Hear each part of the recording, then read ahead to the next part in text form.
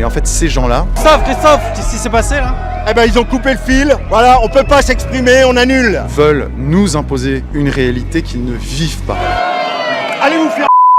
On aurait dû me concerter étant donné que je suis juste à côté. Moi je pense que quand même la France doit être une terre d'asile en premier. Alors on est là depuis 2 ans, on s'est installé parce qu'on a quitté Bordeaux à cause des migrants. On est fait pour vivre ensemble. Vous avez fui l'immigration et là c'est un peu l'immigration qui vous rattrape. C'est vrai, c'est la vérité. J'habitais dans les cités, donc moi j'ai fui ça, j'ai pas envie que ça vienne ici quoi. C'est que ces gens-là sont repliés sur elles-mêmes, ne parlent qu'avec les gens qui ont déjà les mêmes idées. Vous serez un jour une réfugiée, vous êtes sûr de ne pas être une réfugiée? Pourquoi la France refuserait-elle des réfugiés, des gens qui sont dans la misère? Si on se met à la place des personnes qu'on accueille en France aujourd'hui, on serait bien content d'avoir le même accueil. Ils vont encore mettre encore plus dans les grandes villes. Pourquoi les campagnes? Au lieu de réimplanter des PMI et de ressusciter, de reconquérir nos campagnes, eh bien on a décidé de les repeupler par une population qui n'a rien à voir. Le peuple français, c'est pas un théorème, c'est pas juste une idée, c'est de la terre et des morts. C'est aussi ça la France.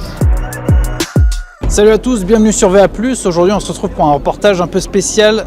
2 manifestations aujourd'hui dans ce petit village de Bélab de 900 habitants. Une manifestation pour l'ouverture d'un centre pour demandeurs d'asile, une manifestation contre. On va suivre ça, c'est parti.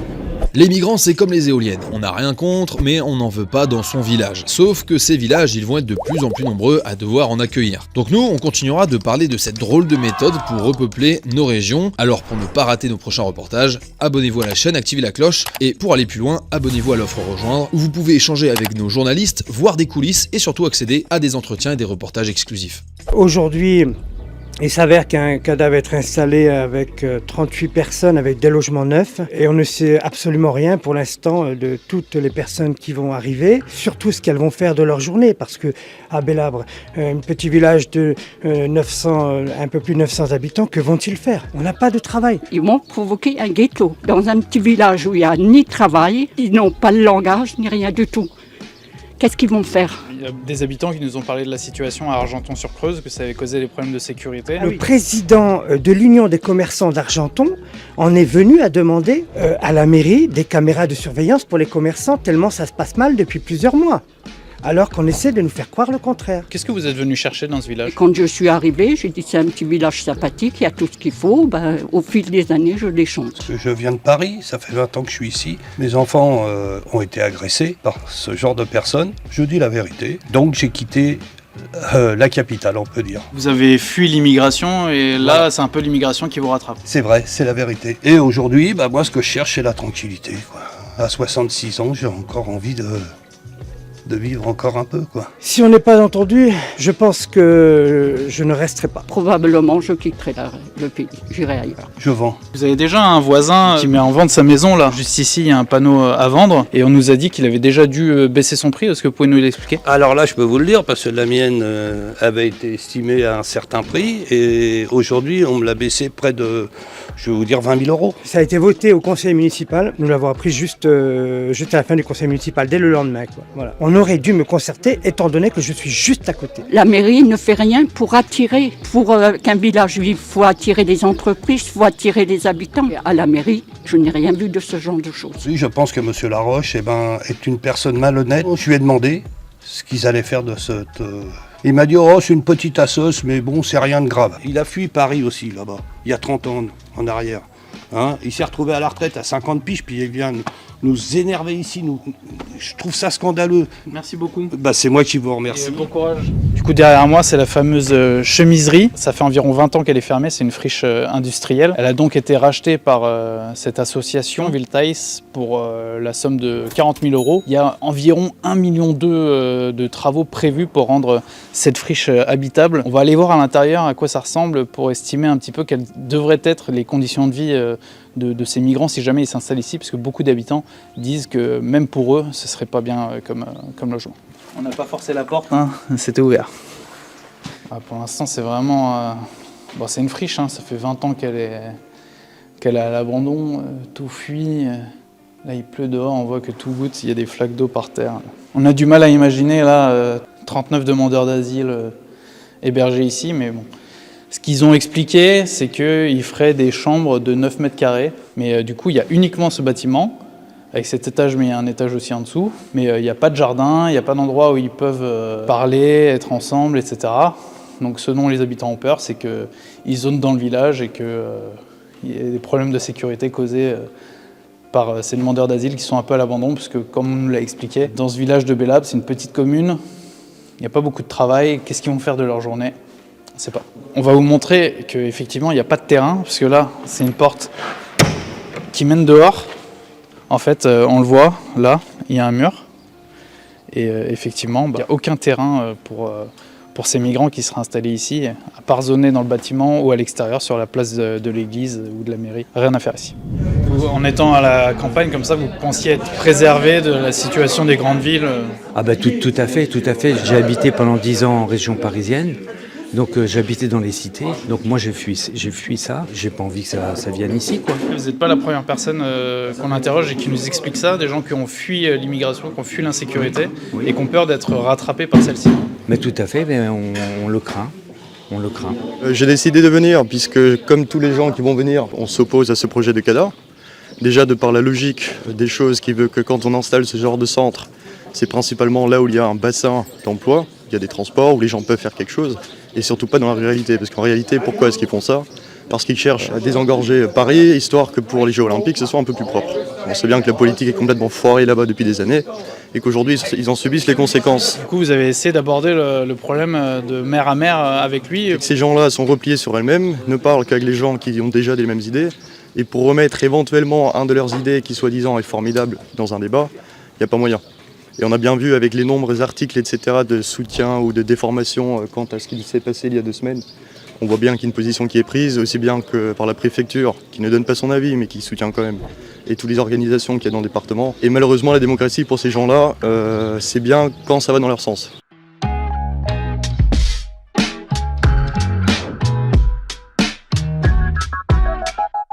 La manifestation contre ce centre de CADA, elle est censée commencer à 11h, les gens ne sont pas encore arrivés. Et là, il y a les manifestants pro-CADA qui sont en train d'arriver sur du Manu Chao clandestino. Il y a eu plusieurs appels diffusés par des associations d'extrême gauche. On a notamment vu des tracts de Extinction Rebellion, des gens qui sont venus de loin, parfois de Poitiers, pour venir dire aux locaux, aux villageois de Bélabre d'accepter ce centre. Mais bon, eux, ils y habitent quand même loin.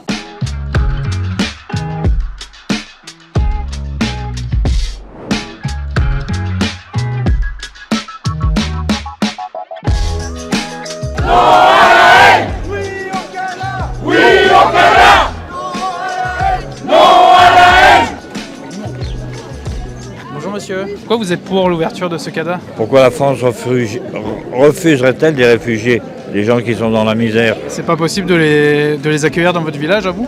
Ici, ça a été décidé, mais moi je suis à 10 km et le village est plus petit encore. Je sais pas qui décide là. Je m'appelle Lionel Magnier, dit Yo-Yo dans le local, et je m'occupe d'une association d'insertion. Donc on est très concernés par ce genre de projet. Du coup, vous êtes favorable à l'ouverture de ce centre, pour quelle raison ? Absolument, d'abord pour une raison très simple. Je vois pas pourquoi, là, au nom de Dieu ou de l'Église ou de ceci ou de cela, on interdirait à l'hospitalité. La demande d'hospitalité à des gens qui seront là jamais qu'en transit pour savoir s'ils peuvent rester, ils vont demander l'asile. Moi je pense que quand même la France doit être une terre d'asile en premier. Parce qu'on a été voir la chemiserie tout à l'heure, c'est vrai qu'il n'y a pas de jardin, il n'y a pas d'espace commun. Dans mon association, nous on a des grands jardins, on a l'habitude de faire de l'insertion et donc on n'a pas de problème s'il y avait une prise en charge à faire, on est tout à fait d'accord pour les aider. Au niveau divertissement, au niveau information, au niveau éducation, au niveau occupationnel, même s'il le faut. Mais vous comprenez qu'il y a des habitants de ce village qui puissent avoir des réticences, sans parler de racisme ou d'autres choses, mais il y a des inquiétudes. D'abord, dans ces cas-là, si on a une réticence, c'est wait and see. On ne condamne pas d'office. Moi, je ne condamne pas un projet dans la mesure où, en fait, je ne vois pas pourquoi ils ont commencé avec plein d'a priori. Si vous n'avez pas d'a priori, il n'y a pas de problème. Il y a des gens qui ont déjà fui les villes où il y avait des situations d'insécurité, ils ont peur de revivre ces scénarios-là. Il y a un Montclair-Joly à l'origine, donc je n'ai pas peur de parler de ces choses-là. On n'est pas tous des crapules, on n'est pas tous ceci, on n'est pas tous cela. Je pense que ça, c'est un jeu médiatique qui a eu lieu C'est un travail des gens qui a été fait et qui est condamnable complètement. Combien d'habitants de Bélab? Vous êtes tombé tout simplement dans la division que monsieur le maire a voulu faire, tout ça par indifférence. Vous vous êtes servi de la politique aujourd'hui. Quand on peut voir des masques avec écrit antifasciste, c'est là le problème. On va vous montrer. Je suis facho parce que je refuse un centre d'accueil qui ne sera pas... Je préfère... Vous serez un jour une réfugiée. Vous êtes sûr de ne pas être une réfugiée? Je veux bien entendre votre argument, mais je veux bien que vous entendiez Alors, la je vais mienne. écouter. Très bien. Dites pas de bêtises. Quand j'entends aujourd'hui qu'on est des fachos, tout ça parce qu'on s'oppose à un projet qui a été décidé par la mairie en catimini. Ce n'est pas en catimini. Ça a été fait en catimini. Premier mensonge. Pourquoi aucune transparence de la mairie? Les conseils sont publics. Il fallait y aller. C'est votre faute. Il fallait y aller. Monsieur, vous êtes de quelle ville, vous? Je suis de Belabre, moi. Il habite Belabre? Je ne peux pas vous le dire, malheureusement, je ne connais pas l'adresse de monsieur. Je suis de Belabre. On vous sent très énervé par les gens qui sont opposés à ce projet. Pour quelle raison? Pour quelle raison? C'est parce que moi-même, je suis issu de l'immigration. Alors il n'y a pas de raison qu'on laisse les gens s'empêcher. Puis tous ces gens-là, c'est des réfugiés. Faut pas croire. Ils se disent, soyons de souche française. Ça veut dire quoi? Français de souche. Ça veut dire quoi? La première question qu'on se pose, on dit maman c'est sûr, papa peut-être. Ça démarre mal. Quand on n'aura plus à manger et plus à boire. Mais taisez-vous, je la connais très bien. Mais c'est bien. Mais c'est une future réfugiée, c'est pas... Je ne suis pas contre les demandeurs d'asile. Je suis contre des centres qui sont implantés dans des villages inadaptés. Mais ils ne sont pas là pour travailler. Ils sont là pour avoir des papiers. Oui, à la diversité. On a eu des questions faites à la mairie avec des contre-projets qui étaient là pour dynamiser Bélab. Monsieur le maire les a refusés sans même... Mais non, mais non. Ça veut dire que si on l'a rencontré. Quand vous êtes venu ici, vous êtes venu pour quelle raison à Belabre de Paris? Eh ben, pour les mêmes raisons que les immigrés, c'est-à-dire pour trouver une meilleure qualité de vie, ici, plutôt qu'à Paris. Voilà. Alors, bien sûr, c'est pas les mêmes raisons que les réfugiés. Non, parce qu'il y a pas mal d'habitants de Belabre qui venaient de régions parisiennes avant et qui, eux, ont fui l'insécurité et qui ont peur de revivre ce scénario avec ces personnes-là. Moi, j'ai pas peur des hommes, alors voilà. Non, j'ai pas peur des autres. Non, voilà, je suis désolée, j'ai pas peur des autres. On est fait pour vivre ensemble. D'ailleurs, quand on est tout seul, on est bien malheureux. Il y a beaucoup de gens dans cette manifestation, presque plus que de villageois ici à Belabre. Il y a des gens qui sont venus un peu de toute la France pour soutenir ce projet de CADA. Je pense pas. Je ne sais pas. C'est vraiment très régional. Par contre, ceux qui sont contre viennent de plus loin. Il n'y a pas de gens qui fuient Paris vraiment pour venir s'installer ici maintenant. Ça le fera. Je vous dis ça parce qu'on me l'a dit ce matin, donc moi j'invente rien. Mais... Je pense que c'est faux. Je pense que par contre, ce qui va se passer par rapport au réchauffement climatique et à un exode même, une migration je veux dire partielle, parce que les gens vont se retrouver avec des températures épouvantables en ville, etc. Là, il va peut-être y avoir un exode effectivement qui va revenir sur des exodes des villes vers la ruralité. Mais actuellement, c'est pas le cas. Et d'ailleurs, on sait bien que les villages sont vieillissants. Tout d'abord, vous venez de quel village? Je viens d'Argenton-sur-Creuse. Et pourquoi vous êtes venu manifester aujourd'hui? Parce que j'estime que la France est un pays où on accueille les gens en galère. Et à Argenton-sur-Creuse, il y a déjà un centre de ce type qui a ouvert. Ça se passe comment? Ça se passe très très bien. L'accueil, l'intégration et le respect des citoyens se passent extrêmement bien. Ça facilite l'intégration aussi à travers les boulots qu'il y a à Argenton. On a des commerces qui sont extrêmement ravis d'avoir encore plus de population qui viennent. Je vous demande ça parce que tout à l'heure, on a interviewé un commerçant qui nous disait que l'Union des commerçants d'Argenton demandait la mise en place de vidéosurveillance parce qu'il y a des problèmes de sécurité autour de ce centre. Ils nous ont menti ou...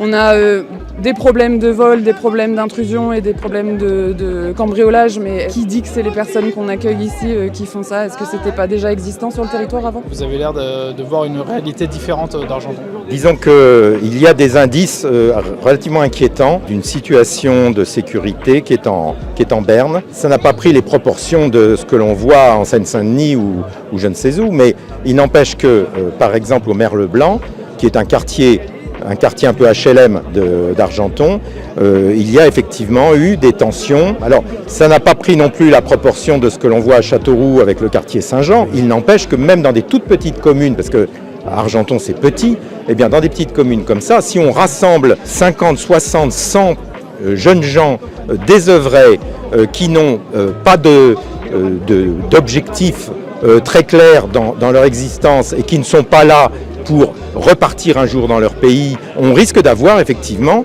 des situations de plus en plus embêtantes. Donc là, il y a la foule qui leur scande « Rentrez chez vous ». Ils disent ça aux habitants de Belabre en faveur des migrants qui vont venir ici. Ils vous ont insulté, là, les manifestants? Bah voilà, ils nous disent fermez votre gueule. Alors moi, j'ai répondu pareil. Hein. Vous êtes du coin, vous? J'habite Belabre. Je suis parti de Toulouse avec mes enfants pour justement être tranquille dans le village. Parce que ceux qui sont là, ils savent pas ce que c'est vivre dans une grande ville. Il y a beaucoup de gens qu'on a interviewés là qui nous disent qu'ils sont de Bélabre, mais vous en reconnaissez des habitants? Pas beaucoup. Alors à Bélabre, il y en a beaucoup qui sont contre. Moi, ils sont pas venus. Pourquoi vous avez décidé quand même d'outrepasser cette peur et de faire valoir vos opinions? Nous ne sommes pas racistes à Bélabre. C'est la quantité qui nous impressionne. On prend tant d'immigrants, on en aurait pris, 5-6, on n'aurait rien fait. On aurait accepté. Là, c'est pour trop. Ça représente 4% de la population. C'est trop. Je suis petit-fils d'immigrés. Je sais ce que c'est la souffrance. La guerre, je la connais aussi. Mais il faut répartir ces gens-là sur tout le pays. Et c'est ce qu'ils font déjà, en répartir partout. Et c'est pour ça qu'ils en mettent ici. Mais c'est qu'il y en a tellement. Pour eux, c'est pas beaucoup d'en mettre 38. Ah, c'est pas beaucoup de mettre 38, 4%. Ils ont encore à mettre encore plus dans les grandes villes. Pourquoi les campagnes? Je vous dis, c'est la quantité qui m'impressionne. On aurait pris une 5-6, c'était bon, quoi. Là, c'est beaucoup trop. Nous, on est venu cette semaine pour manifester contre ce projet qui va nous apporter, il n'y a pas de boulot ici, ça va nous apporter des problèmes, on le sait. La mairie est endettée, le préfet va lui filer une subvention, il va passer au-dessus de 1000 habitants, et voilà. Donc c'est pour ça que les migrants viennent. Et nous, qu'est-ce qu'on va récolter? On va récolter peut-être des vols à la roulotte, peut-être ce genre de trucs. On va récolter des gars qui traînent au bord des routes, des stoppeurs. Voilà. Il va se passer là un petit discours qui va être fait du mieux possible. On va y mettre notre cœur, mais en face, ils vont hurler quand on va commencer à faire les discours. C'est déjà couru d'avance. Voilà, les prises de parole ont commencé. Et vous voyez, à côté, ils font beaucoup de bruit pour essayer de couvrir le speaker. Il y a ici 70 gendarmes présents.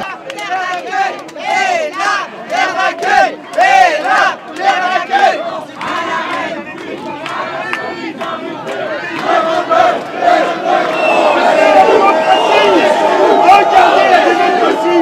Ils ont coupé le fil. Allez vous Christophe, qu'est-ce qui s'est passé là? Eh ben ils ont coupé le fil. Allez, c'est bon. Voilà, on peut pas s'exprimer, on annule. C'est simple. C'est un déni flagrant de démocratie. Ils devaient manifester place de la mairie. On ne peut pas s'exprimer. Le préfet qui n'est même pas capable de faire respecter des demandes de manifestation. 70 gendarmes, regardez le résultat. C'est pas de la pression ça? C'est quoi? Donc je suis désolé, on n'est pas en sécurité, on annule. La démocratie dans ce pays ne peut pas s'exprimer. 75 gendarmes déployés sur site et visiblement il y a quelqu'un qui s'est faufilé avec un ciseau, une cisaille ou je sais pas quoi et qui a découpé le fil. Du coup, vu que les manifestants pro-CADA ont coupé le fil de la sono, les manifestants anti-CADA se sont repliés sur la place de l'église pour essayer d'un peu plus s'entendre parce que les manifestants pro-CADA font beaucoup de bruit pour empêcher les prises de parole.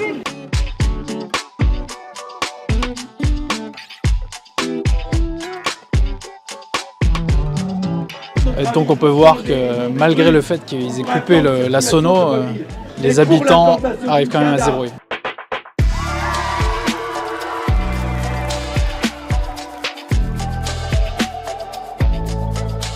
Bravo à vous qui venez ici aussi nombreux, d'avoir bravé la pluie, d'avoir bravé ces sauvages, et d'être ici pour votre village. Bravo à vous. Bravo à vous. Bon, Pierre Gentier, vous avez fait la route depuis Paris hier pour venir à cette manifestation. Je suis venu aussi à la demande des habitants, c'est-à-dire que j'étais là il y a 2 semaines, il y a un habitant de Bélabre sur Twitter, alors que je parlais d'un autre centre pour migrants qui allait être installé à Bessenac, qui est venu me voir. Et en fait, à partir de là, moi, j'ai alerté sur le phénomène. Je suis venu, et la première fois que je suis venu, je pensais voir 30 personnes, et en fait, finalement, on était 200. Ça me touche beaucoup, d'autant plus, effectivement, que c'est ma région. Mes parents sont d'Argenton-sur-Creuse, j'ai grandi pour une partie à Argenton-sur-Creuse. Je peux plus facilement me sentir à l'aise, parce que c'est une région qui me parle, c'est une région que je connais. Donc, je suis venu là pour attirer l'attention, sans me prendre pour le porte-parole de quoi que ce soit, c'est bien important. Ici, ce sont les Bélabrais. C'est les Bélabrais qui manifestent. Et moi, je viens à la fois sentimentalement, mais aussi quand même en extérieur, pour leur apporter mon soutien. Et c'est important de rappeler que c'est un collectif d'habitants et qui est hors des partis politiques, même si vous avez vu qu'il y a des partis politiques qui sont ici. Il y a quand même pas mal de monde qui sont venus manifester pour l'installation de ce CADA. Ils ont même sectionné le câble d'alimentation de la sono. De quoi c'est révélateur, ces comportements? C'est révélateur de quelque chose qu'on connaît, c'est-à-dire que la tolérance de gauche est un oxymore finalement, puisque finalement ces gens-là ne respectent pas la démocratie. Ils ont le droit de venir manifester, bien sûr, ils ont le droit, ils sont là. Ils sont là parce que ce sont des militants politiques acharnés, qui viennent de Poitiers, qui viennent des grandes villes aux alentours. Mais en fait, ces gens-là veulent nous imposer une réalité qu'ils ne vivent pas.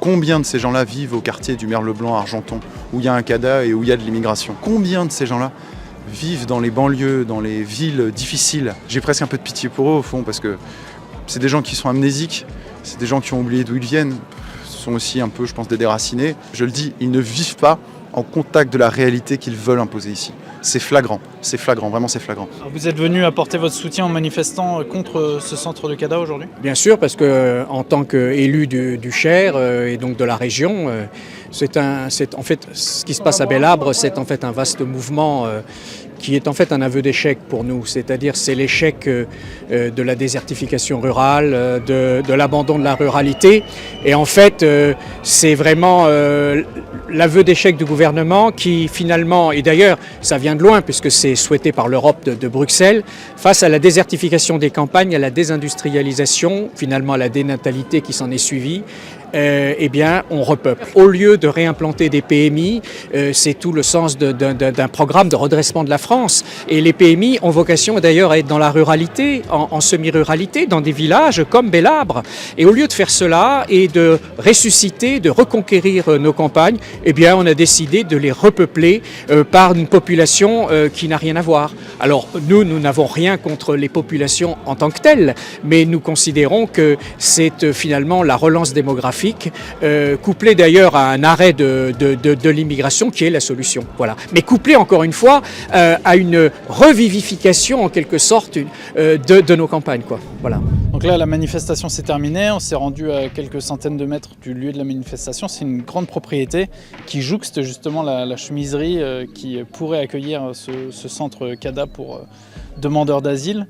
Et en fait, il y a certaines personnes qui n'ont pas pu s'exprimer, comme Marie-Odile Truche, qui est l'une des initiatrices de cette mobilisation contre l'ouverture de ce centre. Elle n'a pas pu s'exprimer parce que les manifestants pro-CADA ont sectionné ce câble de Sono, vous l'avez vu tout à l'heure. Et du coup, vu qu'elle est assez âgée et que sa voix ne porte pas, on a pu l'interviewer seulement au calme. Lorsque le maire nous a traités de fascistes, de racistes, moi, le rouge me montait au front.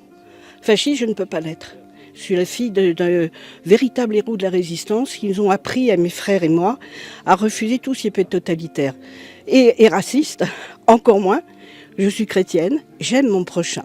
Donc je ne peux pas vouloir de mal, ni à qui que ce soit, et encore plus à ces pauvres migrants qui sont les victimes d'un honteux trafic humain. Et je pense à leurs mères qui ont vu partir leur fils pour ce qu'on leur a promis être un Éden, qui est en fait un enfer. Et je pense à leurs mères qui les ont enterrés vivants. Elles ne les reverront jamais. Qu'est-ce que vous demandez aujourd'hui au maire de Belleabre? Plusieurs choses. On va déjà demander de la transparence. On va demander l'accès aux documents publics, étant donné que ça a été sur un vote public. Et on va surtout demander le référendum pour que toute la population locale soit consultée et soit entendue surtout parce qu'on a ce sentiment d'avoir été trahi. Moi personnellement je suis habitante donc j'ai l'impression d'avoir été trahie. Vous avez vu échanger tout à l'heure avec les manifestants pro-CADA. C'était très tendu. Comment vous avez vécu cette séquence? Je souhaitais essayer d'échanger, essayer d'avoir un débat. Je savais que ça n'allait pas être constructif, mais au moins essayer d'avoir quelques arguments qui auraient pu être à leur faveur. Aujourd'hui, ça n'a pas été le cas. C'est-à-dire qu'on n'a entendu que des hurlements, on a entendu des cris, on a entendu des insultes racistes. À l'inverse, on nous insulte, nous, d'être racistes, mais aujourd'hui, on ne prononce pas les mots qu'ils utilisent. On est des fachos, on est des collabos. Et je trouve que c'est des mots très très forts quand on connaît l'histoire de la France et tout ce qu'on a pu vivre. Donc bien sûr, voilà, ça j'en dément totalement les propos qui ont pu être dits et je cherchais vraiment cette rencontre pour essayer d'échanger, sachant que j'ai pu côtoyer dans ces pro-CADA des gens qui m'apprécient, que j'apprécie et aujourd'hui je trouve que cette séparation, cette division de Belleabre, c'est dommage, c'est vraiment dommage. Qu'est-ce que vous attendez de la part du maire, des pouvoirs publics? A-t-il conscience maintenant d'avoir fracturé durablement la population bellabraise et qu'il réfléchisse à peut-être revenir en arrière, puisqu'il va lui être proposé dans les jours qui viennent un projet qui pourrait remplacer ce projet d'accueil de demandeurs d'asile, un projet qui permettra d'employer une vingtaine, peut-être 25, on va dire 25 emplois à Belleabre.